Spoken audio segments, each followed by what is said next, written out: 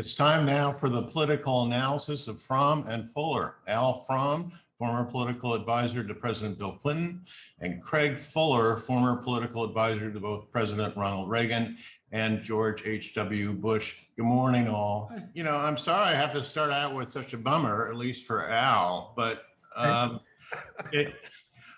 just think any rational person is going to look at where these states are for the 2022 election, and then look at Joe Biden's poll numbers, which under the most extraordinary circumstances have not really moved at all. They're still very, very low. And his Vice President Harris is actually doing worse than he is. And so in my mind, I just looked at this kind of incredible perfect storm for the Democrats, and I wanted to talk about it. And I don't think we've ever seen anything like this. I mean, we know that things change with a midterm election, but it just seems overwhelmingly going to be a tidal wave. And Al, you're the Democrat on the panel. I'd like to start with you. Well, thank you for that question. You know, it's opening day of Major League Baseball, and everybody starts 0-0, and we all, even when we're like the Nats in a rebuilding year, we're all optimistic about the future. I must say it's a little harder to be optimistic about the Democrats this fall. We've talked about this before, but the best indicator of how a party is going to do in the midterms is the approval rating of the president. And there's been a long history of showing that if the president is anywhere below 50%, his party's going to suffer badly. In fact, on average, I think it's 28 seats that the in-party has lost every midterm election since World War II. And right now, Biden's approval ratings are lower than either Obama's or Clinton's, and they lost 63 and 54 seats respectively. So that's not a very good precedent. There are only 10 Republicans, or there are only 10 Democrats, I'm sorry, sitting in districts that Trump won in 2020. And there are only 33 other districts where Biden won by less, with Democrats in them, where Biden won by less than 10%. Normal definition of vulnerability. So that's a total of 33. By contrast, in 2018, there were 25 districts that had Republicans in them that Hillary had won, another 38 that Trump had won by less than 10. So the field, in a sense, of more vulnerable candidates was up to 63. Of course, the Republicans only need 5 seats to win. And in a wave election, that's nothing, especially with the generic polling the way it looks. In the Senate, it's probably a little more complicated because of the map. But again, there the Republicans only have to win 1 seat to take over. The Cook report by Amy Walder has 5 toss-up states, 3 Democrats and 2 Republicans. They're all were states won by Biden, and generally the president in recent elections almost every time the party that won the presidency in the last election wins the Senate seats. But I'd say these are could very well be the exception to the rule, because there are seats like in Georgia, Arizona, and Nevada, which are the Democratic vulnerabilities, where Biden won very small margins.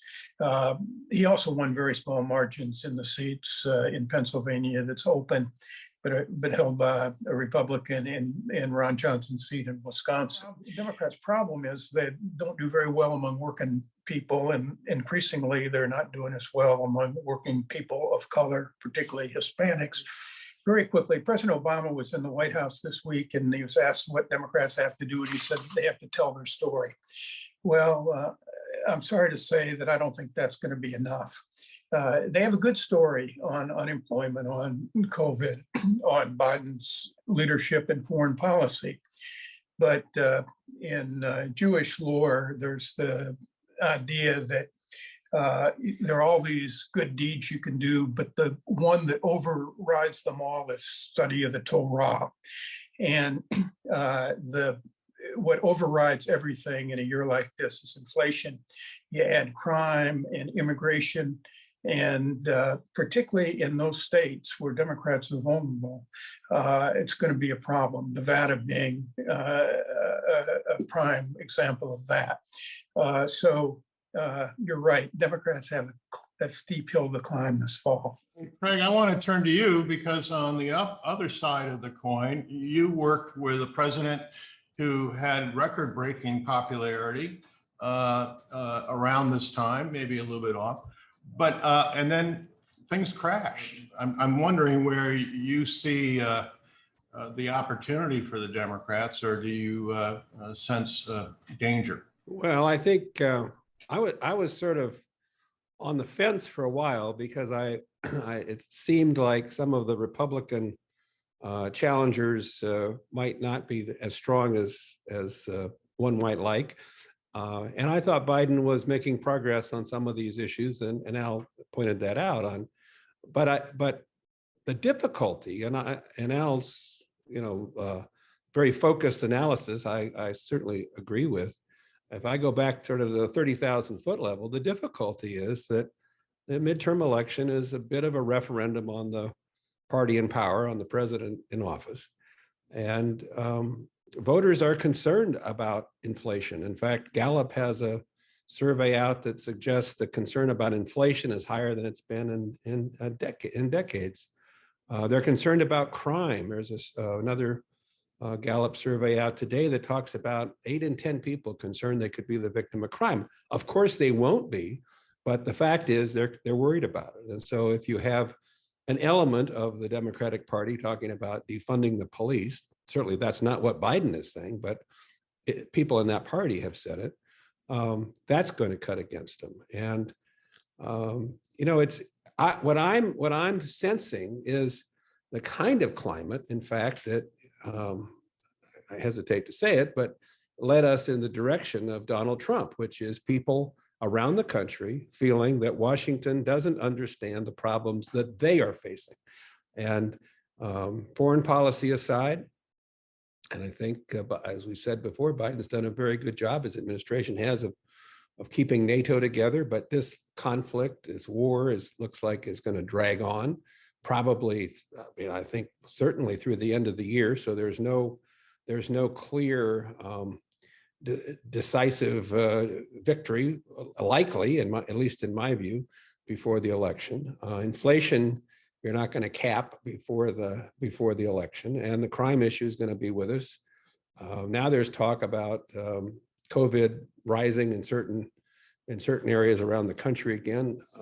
Let's hope that's not true, but it appears to be in some cases. So it's very hard to go back to your question as a strategist to see where Biden goes to build his popular support, even among segments of the voting population that might be attracted to him. It's just hard to do that. And in prior administrations, I know the Reagan pollster was Dick Werthland came to us and constituency by constituency told us about a year and a half out what we had to do. This was in a re-election effort.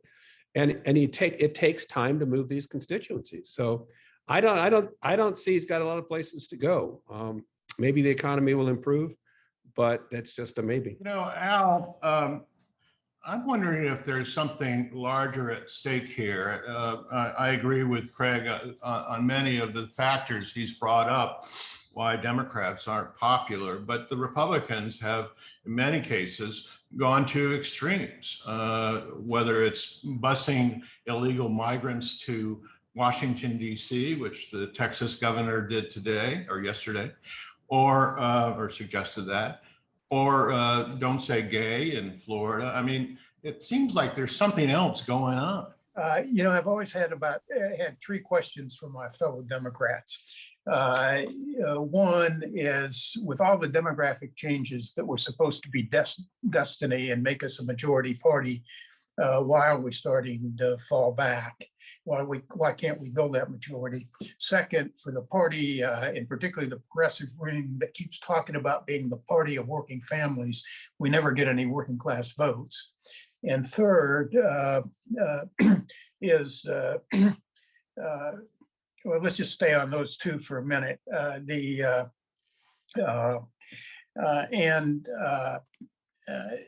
You know, the answer is that the Republicans, well, the Republicans are really out of the mainstream.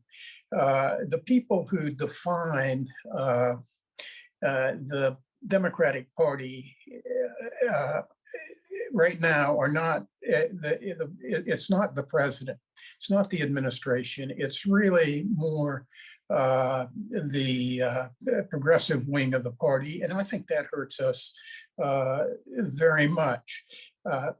As long as I've been in politics, there have been more conservatives than liberals in American politics, which means if Democrats are going to build a majority, and they can, but it's got to be in the center left. It can't be on the extreme left. Just like, but they also need partners. They need allies who are in the center of the electorate. And unfortunately, we have wound up in many ways by parts of our party taking extreme positions, like on policing, driving people who would ordinarily be our partners into the other camp, and that's not a good thing. You know, inflation is particularly difficult for Democrats. You know, we built our majority out of the Depression and fighting unemployment. And I think Democrats are always slow to recognize the impact of inflation.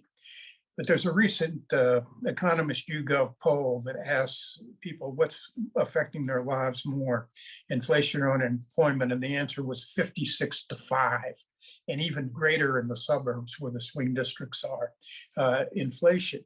So, you know, basically, if Democrats are going to do something, what they have to do is they have to preempt the Republicans on the issues that kill us. That's how we brought down President Bush, actually. We preempted the Republicans on issues like crime, which was key in his 1988 victory with community policing and being for law enforcement. We did the same thing on welfare. And Democrats have to try to do that on inflation and crime and immigration, but unfortunately, the left wing of our party holds us back from doing it. I do want to ask you the same question. I mean, do you feel like the country's changing? I think the country has noticeably changed. I think it's much more difficult for leaders to build a bipartisan support for really anything. Noteworthy, I think, this week we may see the approval of a Supreme Court justice with 3 Republican senators, and that's reported as an astounding accomplishment. And in today's era, I guess it is. But it's very hard, and in each party just seems to be locked into opposition to the other, and I think that makes it very difficult. You know, it raises a question which we probably can talk about in future programs. But if there is, in fact, leadership change in the Congress and the Senate and the House. By the way, that kind of a transition is enormous, with thousands of positions changing, committee assignments, staff, and all that. But if that does happen, Biden faces 2 problems. How does he govern, which I think is something he was fundamentally, wedded to doing successfully. How does he govern for the next 2 years? And can he govern and run again? And the speculation about his ability to run again will be extremely high in the face of a Republican, landslide in November. So this election has big consequences, not just in the short term, but I think in terms of even what, where the Republicans and Democrats go in 2024. And I don't think that the nation is likely to be any more interested in, the collaboration and coalitions that Al and I used to see in the past.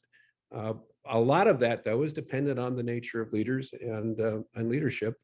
So we'll have to see. But I do worry. I do think we're in a very difficult time when even effective political leaders have real challenges, and frankly, some are not all that effective these days. Well, we're going to have to leave it there. Al Fromm, Craig Fuller, thank you very much indeed. We'll see you next week.